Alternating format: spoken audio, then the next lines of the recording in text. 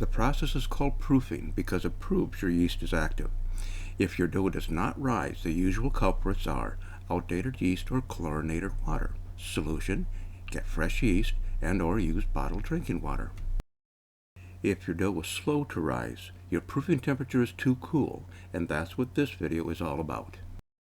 Bread making is nature at work. Yeast is a living organism and subject to nature. Seasons, summer versus winter, and weather, heat and humidity, have a direct impact on proofing. In other words, don't worry if your dough varies in size. That's Mother Nature at work. But you do want to adjust your proofing technique to the changes in nature. Dough can be proofed in a wide range of temperatures and conditions. Our ancestors didn't have heating or air conditioning. They adjusted to nature. They waited until the dough doubled in size, which was shorter in summer and longer in winter. Likewise, you can proof at any temperature if you're willing to wait for the dough to double in size. But most of us don't want to wait. The ideal proofing temperature is 78 to 85 degrees, which is why recipes generally suggest proofing in a warm, draft-free environment. But our houses can be 68 degrees, which means it will take longer to proof. If you don't wish to wait, there are a few techniques that can stimulate proofing, techniques that can be used on colder days. Here are a few options.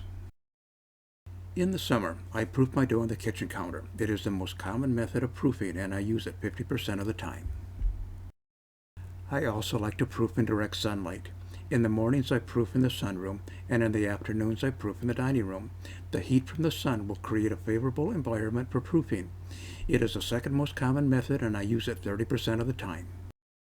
And on cloudy days when I don't have direct sunlight, I can proof in the oven or microwave. If your oven has a proofing temperature, 80 degrees, use it. It's consistent and reliable. If your oven has an oven light, turn the oven light on. Place the mixing bowl in the oven and close the door. The light will generate heat and increase the temperature inside the oven by several degrees. The amount of heat will depend upon the size of the oven and strength of the bulb. The oven temperature will always start below your thermostat. Climb slowly, but may go over 90 degrees, so check it periodically until you are familiar with the nature of your oven. Microwave proofing. Place a 16-ounce cup of water in the microwave and heat on high for 2 minutes. Then move the cup to the back corner of the microwave. Place mixing bowl in center and proof with the door closed. The heat and steam from the hot water will create a favorable environment for proofing.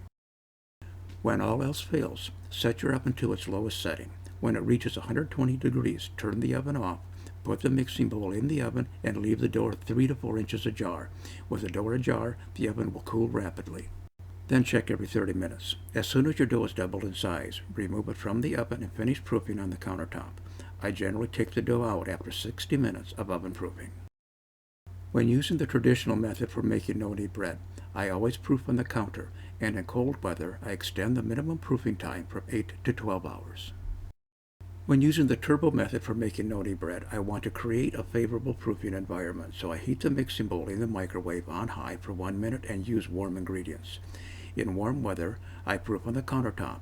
In cool weather, I proof in direct sunlight, and on cloudy days, I use the oven light or preheated oven method for proofing. I hope this video has been helpful. Hi, I'm Steve. My YouTube channel is Artisan Bread with Steve, on which I have a selection of educational videos demonstrating no-knead bread recipes and technique. If you aren't familiar with no-knead bread, you may want to watch Ultimate Introduction to No-Knead Bread, or Introduction to Baking No-Knead Bread in Bread Pans. I have also recently introduced a new method, no-knead turbo bread, and you may want to watch Introduction to No-Knead Turbo Bread, ready to bake in 2.5 hours with just a spoon and a bowl. Turbo bread is truly the world's easiest bread recipe. I made this raisin bread with just a spoon and a bowl, and the dough went straight from the bowl into the bread pan. No kneading, no handling, delicious, fresh from the oven bread. It doesn't get any better than this. Thanks for watching.